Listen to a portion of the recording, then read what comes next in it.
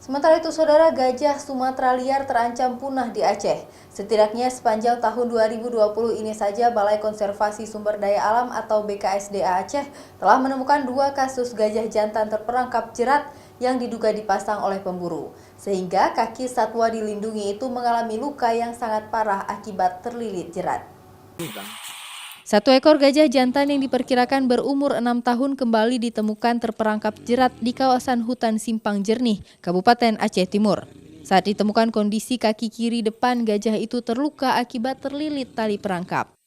Tim dari BKSDA dan Forum Konservasi Loser atau FJL Regional Wilayah Aceh Timur serta petugas medis turun langsung ke lokasi untuk melakukan upaya penyelamatan terhadap satwa dilindungi itu, dengan cara melepaskan tali jerat saat mengobati luka di bagian kaki depan sebelah kiri gajah itu.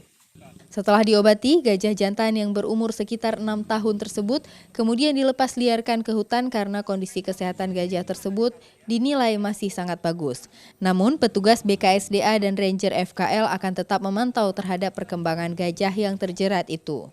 Setelah kita lakukan perawatan, tim dokter melihat bahwa kondisi gajah tersebut memang tidak terlalu mengkhawatirkan karena lukanya sudah bisa kita obatin. Jadi kesepakatan dari tim dokter BKSDA dan tim kita FKL itu bahwa gajah tersebut langsung dilepas liarkan hari itu juga. Sebelumnya, tim BKSDA Aceh pada Senin lalu juga menemukan seekor gajah jantan yang berumur 7 tahun terperangkap di kawasan hutan Kabupaten Biren dengan kondisi pergelangan kaki depan gajah itu mengalami luka sangat dalam akibat terperangkap jerat.